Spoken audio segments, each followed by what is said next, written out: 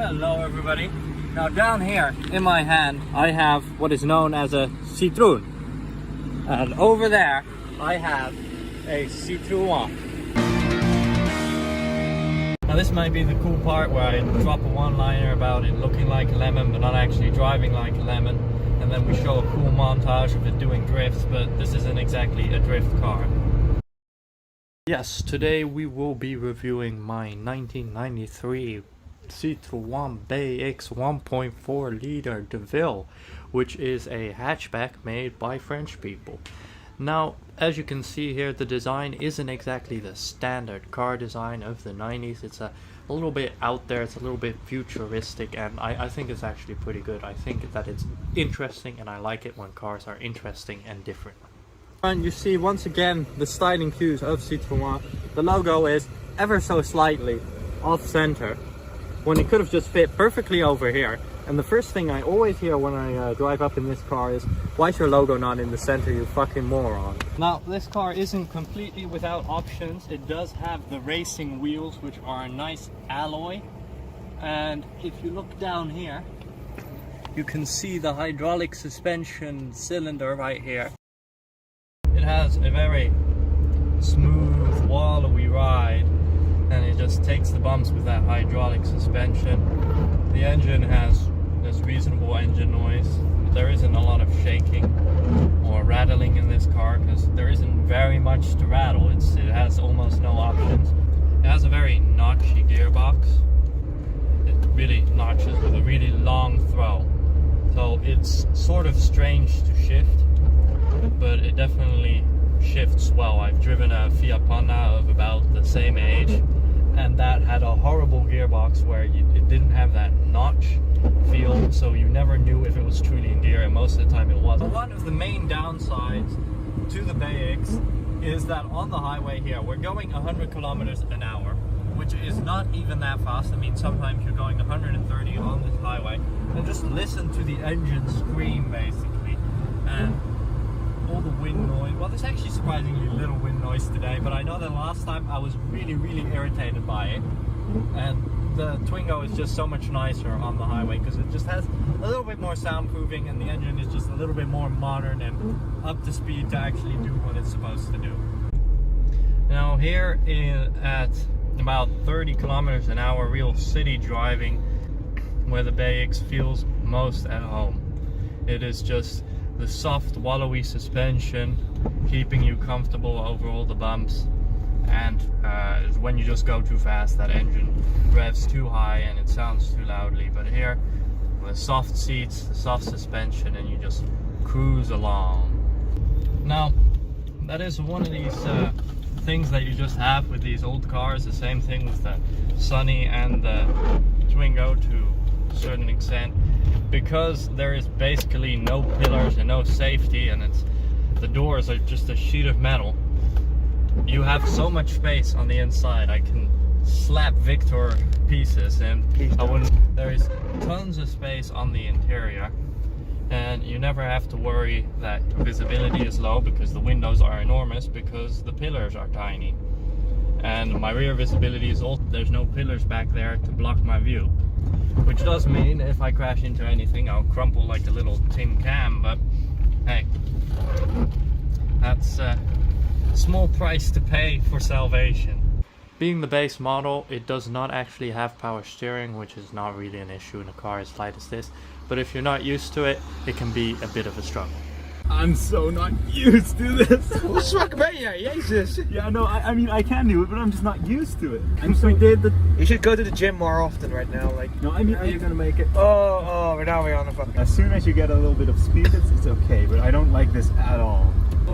Oh my god! Oh, Look at this massive muscles on the power you steering. need some more power for this.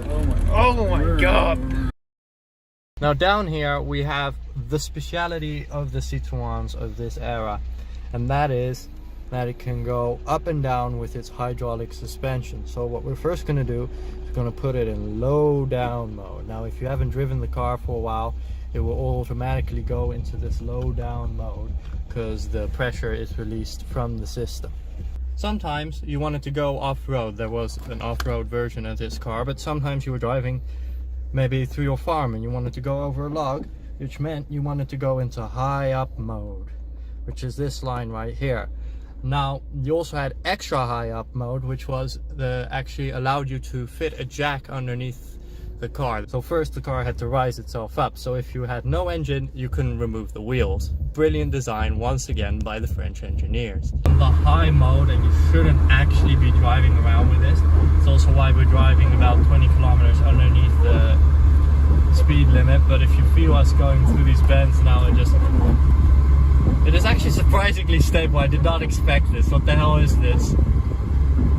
It should be more wallowy. Like I expected it to be going like but yeah, it's inherently unstable like this. I'm gonna lower my boy down.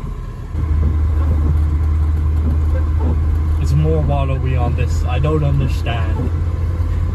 You can see the jack is over here. To get it out, we just need to loosen it and it pops right out. Now this may not be like any jack you have seen before. Basically what it does is there are multiple jacking points on this car and it just slots into here. It attaches. Apparently attaching jacks to your car is a very French thing to do. The Twingo also has it for some reason. And then you just turn this screw, which operates a gear in here, which then turns another screw and pushes the car upwards. And you can only attach this when it is in the highest mode. I repeat, you can only attach it when it's in the highest mode, and to get into the highest mode the engine needs to work. If your engine does not work, you're not getting this car up on jacks.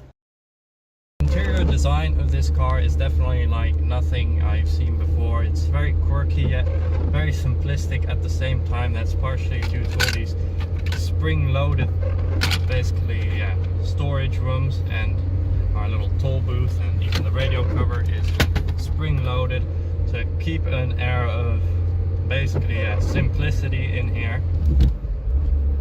And even all the glove box compartments, instead of just having a place where you put everything up here, they have it covered with a spring-loaded catch.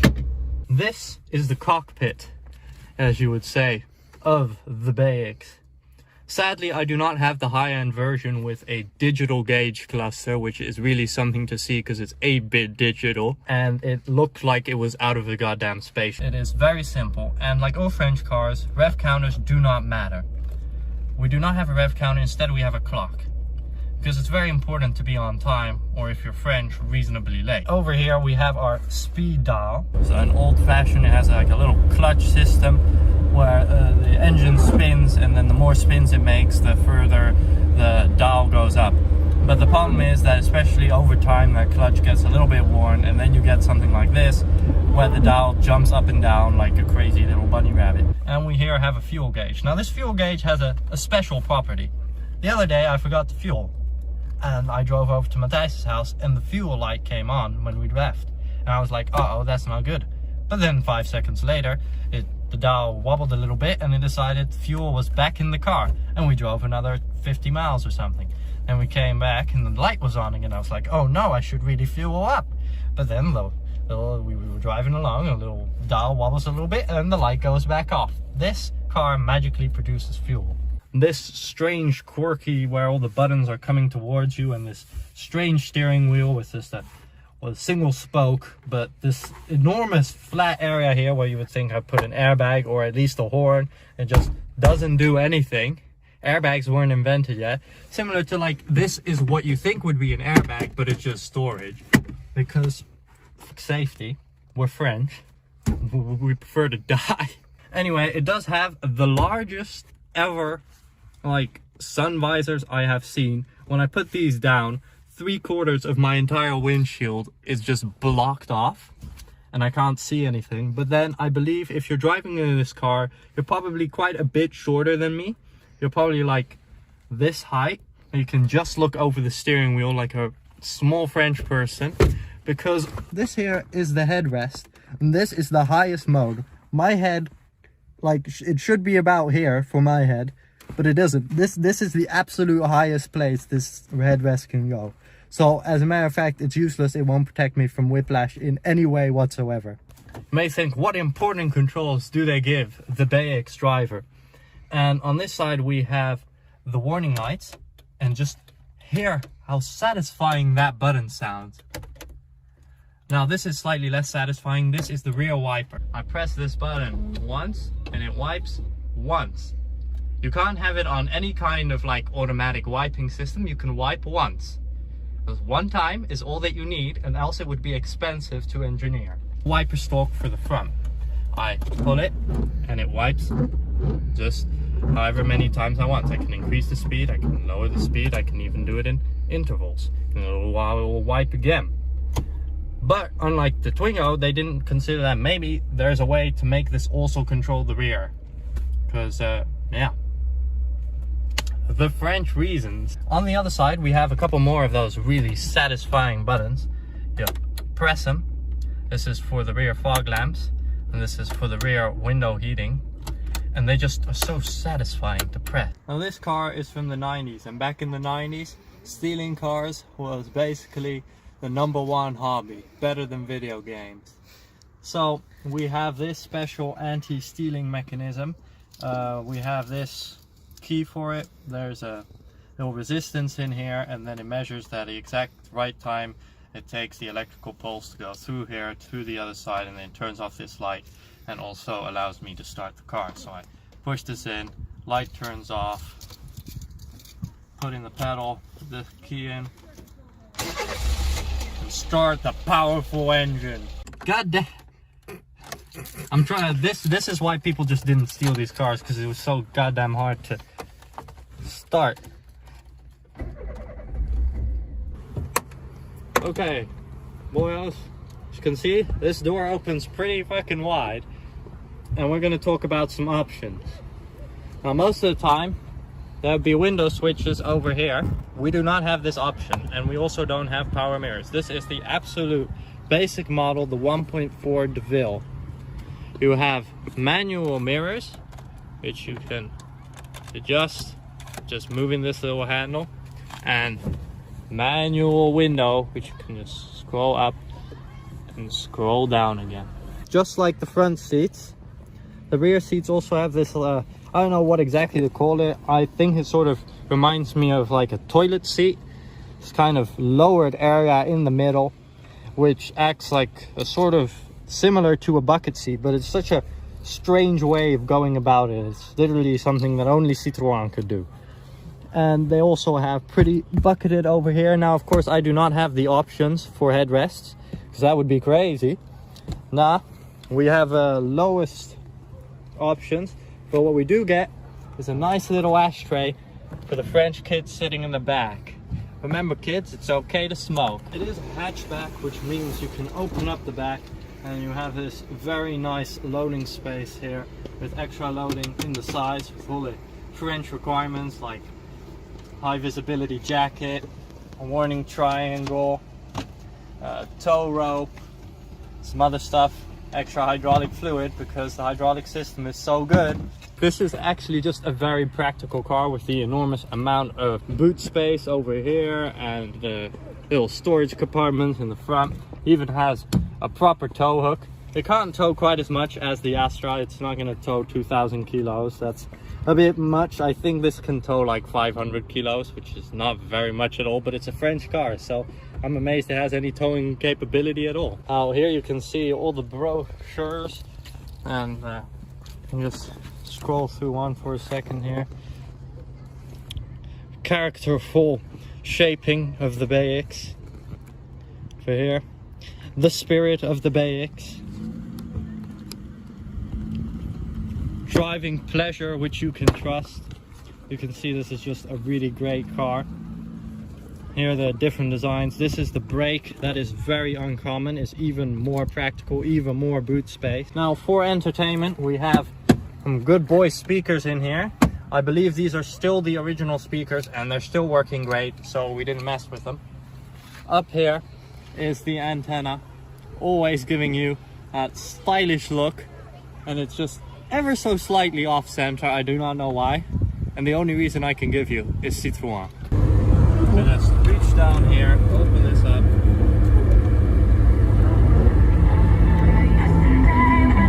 And now we'll keep this short because I don't want to get copyright strike. You can hear the radio is a bit spotty because our antenna up here on the roof is just dying in this wind. So our connection is not good. But at least we can just hide the radio and hide our shame at the same time. Every car has its own little warning sound to tell you that the lights are on. But in the BX, it sounds like the police are coming for you. The very small midget police. All in all, I think that the BX is a pretty cool car. Definitely looks nice, like nothing else on the road. And it's quite cheap due to it being an old-timer. It's cheap in insurance and tax and all that kind of stuff. And it's also quite cheap to buy and easy to sell because there's a whole fandom, so there's quite a lot of them still rolling around. You do probably have to swap the octopus like I did for this. That is the hydraulic system, which is quite a bit of work. But all in all, it's a pretty cool car. It's really sweet that it goes up and down. That's like top 10 party tricks ever. And yeah. On the other hand, I do prefer a car that's a little bit smaller, a little bit more chuckable around the bend, you know, a little bit more exciting. But it's definitely a step up from the Sunny, and I guess we shall see where we go to next.